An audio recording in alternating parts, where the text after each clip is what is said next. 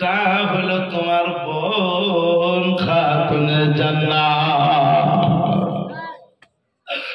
মা ফাতেমা জোহরা রাদিয়াল্লাহু তাআলা আনহা। একবার বলো তোমার দিলের কথাটা ঘুচলো কি? ছেলেটা বলল, ইয়া রাসূলুল্লাহ, আমি আপনাকে বারবার তুমি তুমি ভাষা বলেছি। আপনার যুদ্ধে আমার আব্বা শহীদ হয়ে গেছে, দ্বীন ইসলামের মহব্বতে আব্বা শহীদ হয়ে গেছে।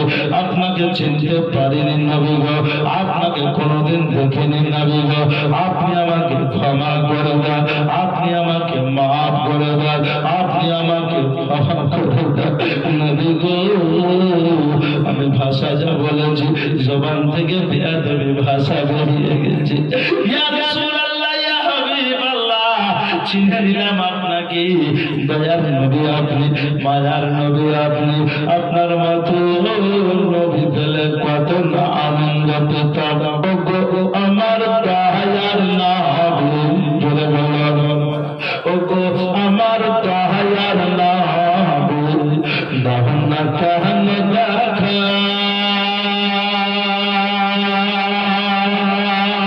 তোমায় ছেড়ে আর কত থাকব আমি একা। ওগো আমার দয়ার নবী, ওগো আমার প্রাণের নবী, ওগো আমার মায়ার নবী, দাহনা কাহন দেখা তোমায় ছেড়ে আর কত থাকব আমি একা। বানিশি কন্দে কন্দে, বানিশি কন্দে কন্দে হইলাম পাগল পারা।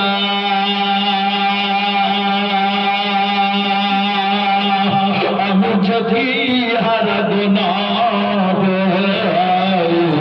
আমি যে কি হারা।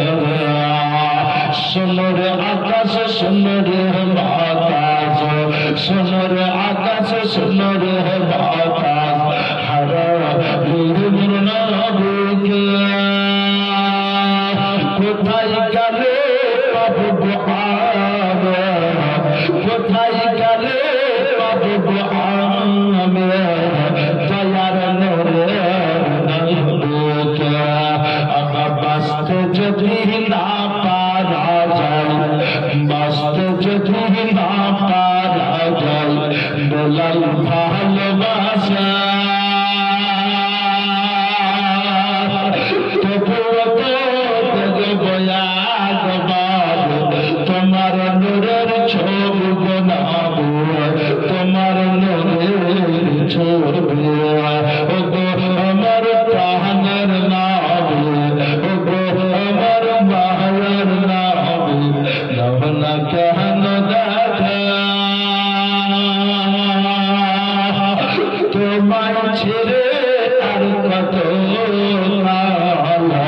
থাকব আমি একা।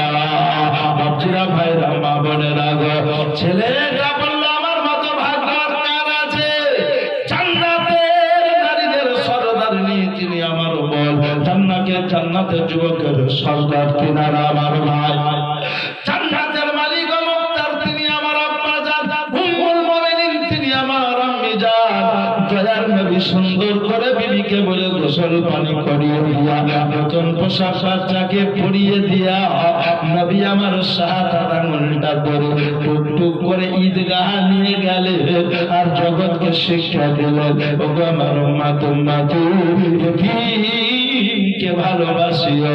আমি নবী একদিন এতিম ছিলাম, তোমরাও একদিন এতিম হবে।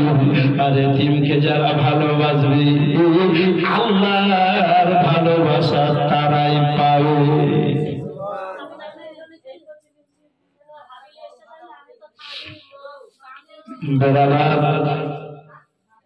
আমার বিশ্বনবী রহমাত লিল আলামিন আপনার পেটেই ছিল, মায়ের পেটেই ছিলেন। আপা বাণিজ্য করে আসার পথে বাড়ি আসতে পারেনি।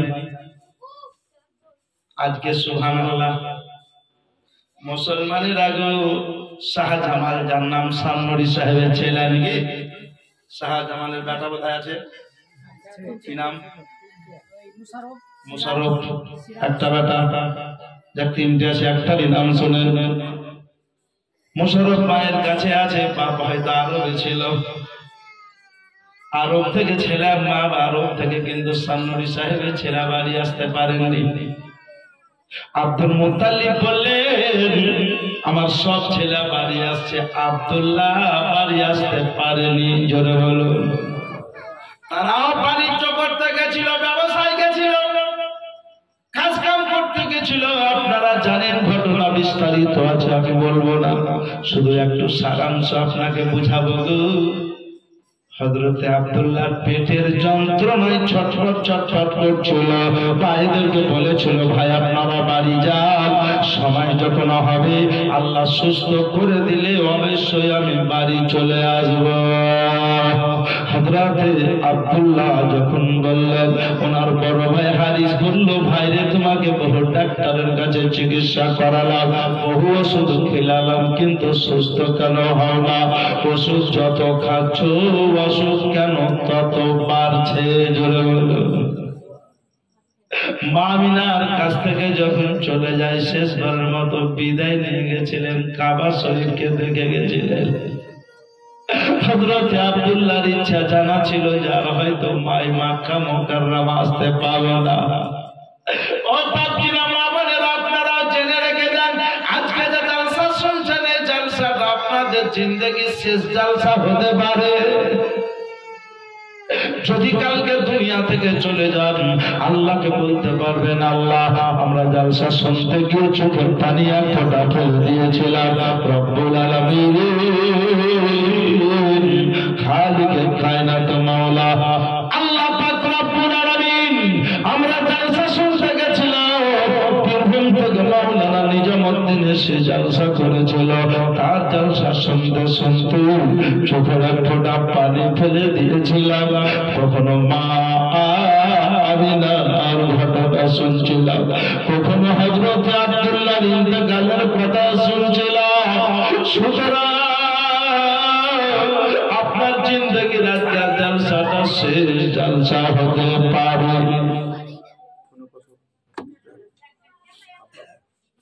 বেরাদারান ইসলাম, মুসলমানের আগে আমি আপনাদেরকে জানাতে চাই, মুসলমান জননী, কথাটা মনে রেখে দেন, আল্লাহ পাক রব্বুল আলামিন যেদিন নসিবে মওত লেগেছে সেদিনই মওত হবে। 1 মিনিট আগেও হবে না, 1 মিনিট পরেও হবে না। জোরে বলো, 1 মিনিট আগেও হবে না, 1 মিনিট পরেও হবে না। মওত তো ওনারই না,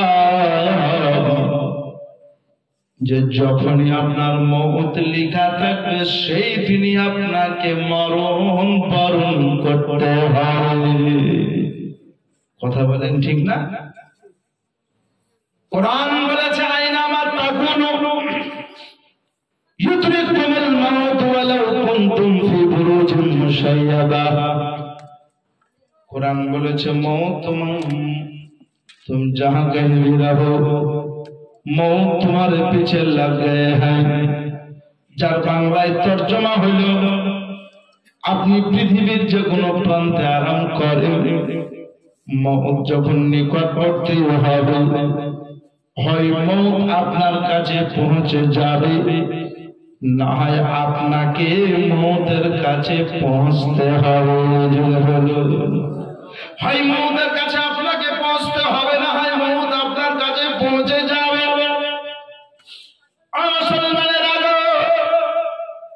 আমার বিশ্ব নবীর পিতা হযরতে আব্দুল্লাহ পেটের যন্ত্রণা নিয়ে চটপট চটপট চটপট চটপট করছে। ওগো মুসলমানেরা, ওই সময় এই অবস্থায় হযরতে আব্দুল্লাহ রাদিয়াল্লাহু তাআলা ভাইদেরকে বললেন, আপনারা বাড়ি চলে যান, আল্লাহ পাক যখন সুস্থ করবেন তখন চলে আসবো। এদিকে বাড়ি চলে গেলেন। হযরত আব্দুল মুত্তালিব বললেন, তোমাদেরকে আগেই বলেছিলাম আমার আব্দুল্লাহকে রেখে আসিও না। তোমরা বাড়ি চলে এলে, নিজ নিজ বিবির কোয়ার্টারে যাবে, তোমাদের বিবি আনন্দ পাবে। কিন্তু আমার আমিনা রাদিয়াল্লাহু তাআলা আনহার গর্ভে সন্তান আমিনা রাদিয়াল্লাহু তাআলা আনহার স্বামী বিদেশে আছে, আসতে পারলো না। একবার বলো আমিনা, তরুণ আমিনা, কাঁচা চুলের আমিনা, এ আমিনার মনটা কেমন হবে? হারিসকে বললেন, বড় ছেলে, পূর্বে তোমাদেরকে বলেছিলাম আমার আব্দুল্লাহকে নিয়ে যেও না। হযরত ইয়াকুব আলাইহিস নবীকে আলাইহি ওয়াসাল্লাতু তাসলিমের ছেলে ইউসুফ নবীকে তার ভাইরা যুক্তি করে নিয়ে গেছিল, মধ্যে ফেলে দিয়েছিল। ইউসুফ নবীকে ইয়াকুব নবী বেশি ভালোবাসতেন বলে ভাইরা যুক্তি করে তাকে শুকনো ইন্দারাতে ফেলে দিয়েছিল, যাতে মেরে ফেলে দিব। আল্লাহ পাক বাঁচাবে বলে আল্লাহ পাক তোমার ভিতর থেকে তুলে নিয়ে মিশরের বাদশা বানিয়েছিলেন। আমার আব্দুল্লাহ যে অবস্থায় আছে সে অবস্থাতে বাড়ি নিয়ে আসো। এই কথা শুনে বড় ছেলে হারিস পুনরায় চলে গেল মক্কা মুকাররমা থেকে ইয়াসরাব, আবার ওই যার নাম এখন মদিনা শরীফ। গ্রামে প্রবেশ করতে না করতে দেখছে গ্রাম থেকে একটা খাটলিতে, কাঁচা বাঁশের খাটলিতে লাশ চলে আসছে। হারিস বলল, গো এই লাশটা কার? বলে এই লাশটা হলো মক্কা মুকাররমার যুবকের। বলে কি নাম? না তো আব্দুল্লাহ। ভিতর চমকে উঠেছে, আমার ভাইয়ের বাড়ি তো মক্কা মুকাররমা। বলে যুবকটার নাম যা, আমার ভাইয়েরও তো নাম তা। সুবহানাল্লাহ। বলে এখানে কারণ, বলে এই মক্কা মুকাররমার যুবকটার ইয়াসরাবে বিয়ে হয়েছিল, তার শ্বশুরের নাম ওহাব জোহরি। সুবহানাল্লাহ। বলে খাটলিটা একটু নামাবেন, লাশটা একটু দেখাবে। বলে লাশটা তোমাকে দেখাবো, দেরি করা যাবে না, কবরে রাখবো। বলে একটু নামান, একবার মুখখানা দেখবো। খাটলিটা নামা হলো, কাফনের মুখের বাঁধন খোলা হলো। বাঁধন খুলে দেওয়ার পরে দেখা গেল মুসলমানের আগে মুখখান দেখে হারিস বুঝে নিল এটা অন্য কেউ নয়, এটা আমার ভাই আব্দুল্লাহ। মুসলমানের আগে এটা অন্য কেউ নয়, এটা আমার ভাই আব্দুল্লাহ। ভাই তোমাকে আনতে এলাম, আনতে এসে তোমার ইন্তেকালের মরণ ডেড বডি দেখলাম, মরণ লাশখানা দেখলাম। পড়ুন ইন্না লিল্লাহি ওয়া ইন্না ইলাইহি রাজিউন। বিপদের সংবাদ। হযরত আব্দুল্লাহ লাশটা ধরে খাটলিটা, হারিস আব্দুল্লাহ খাটলিটা ধরে লাশটা ধরে ওয়াজরের নামে কাঁদছে, ভাই ভাই বলে। এদিকে লোকেরা বলল, দেরি করবো না, কবরে নিয়ে যাব, কবরস্থানে নিয়ে যাব। কবরস্থানের জায়গাটার নাম মাকামে আবওয়া। সেই জায়গাটায় নিয়ে চলে গেল হারিস ভাইয়ের কান, নিজের কানে ভাইয়ের রাস্তা নিল, একটা একটা করে চলে গেল। সেই সময় জানাজা ছিল না, সেই সময় মাটি দেওয়ার আয়াত শরীফ নাজিল হয়নি, সেই সময় দোয়া দরুদ হয়নি, নবী তো আসেনি। জাহিলিয়াতের যুগ। সুবহানাল্লাহ। ওগো জননী, কবরে রেখে দিয়ে পাশ বিছিয়ে মাটি চাপিয়ে দিয়ে লোক পালিয়ে গেল। আর হারিস নবীর বড় চাচা, নবীর আব্বার কবরের উপরে পেট পাড়া দিয়ে কাঁদতে লাগলো।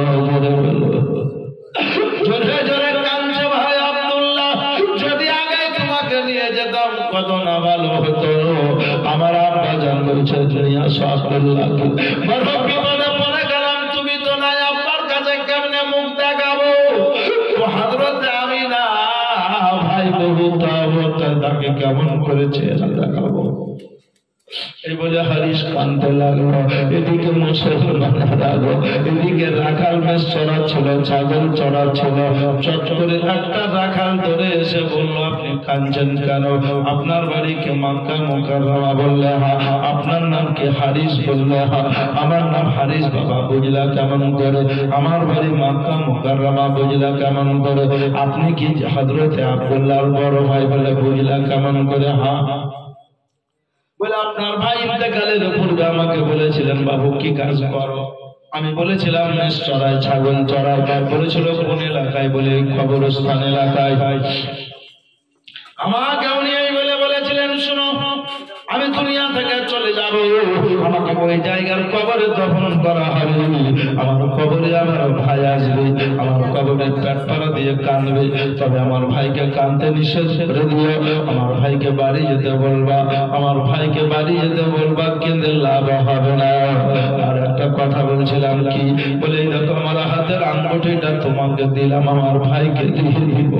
আমি যখন বাণিজ্য করতে আসি আমার বিবি হযরতে আমিনাকে কিছু দিয়ে আসতে পারি।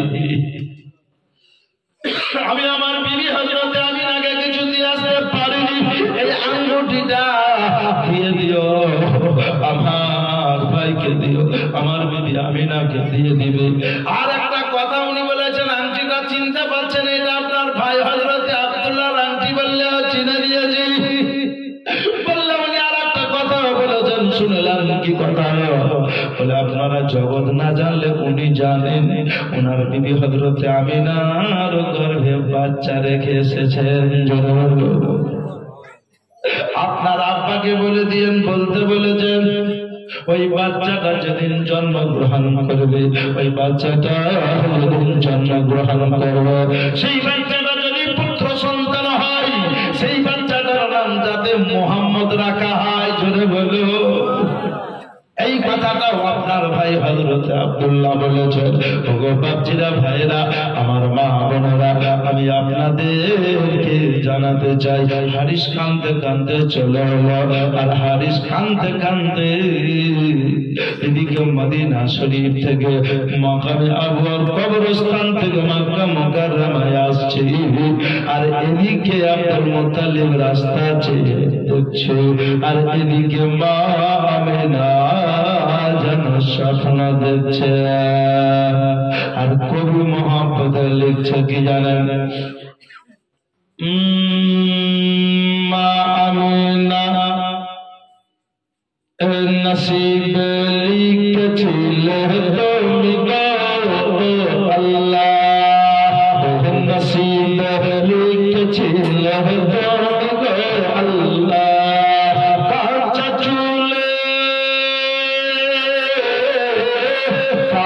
চুলে আমি আমিনা,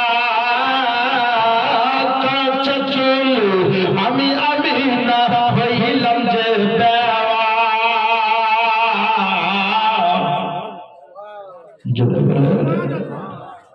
হইলাম যে বেওয়া। কান্দে আমিনা, কান্দে আব্দুল মুত্তালিব, কান্দে মক্কা মুকাররমা। কোথায় যাব কার বলবো, কোথায় যাব কার বলবো, কে দিবে সান্ত্বনা।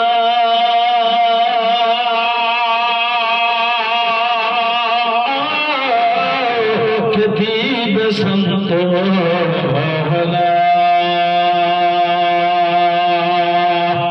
মা আমিনা কেন্দে বলে, মা আমিনা কেন্দে বলে, আমার স্বামী এলো না।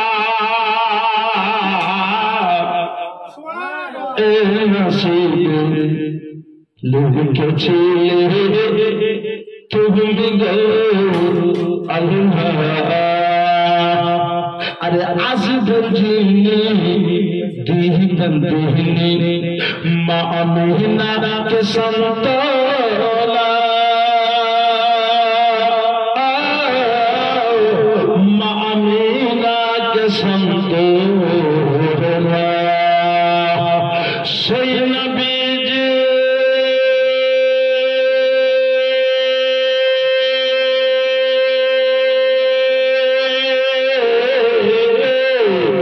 সেই নবীজি দুনিয়ায় এসে সেই নবীজি দুনিয়ায় এসে দুনিয়াকে দিবেন সান্ত্বনা এ নসিবে লিখেছিলে তুমি গো আল্লাহ কাঁচা চুলে আমি আমিনা কাঁচা চুলে আমি আমিনা হইলাম যে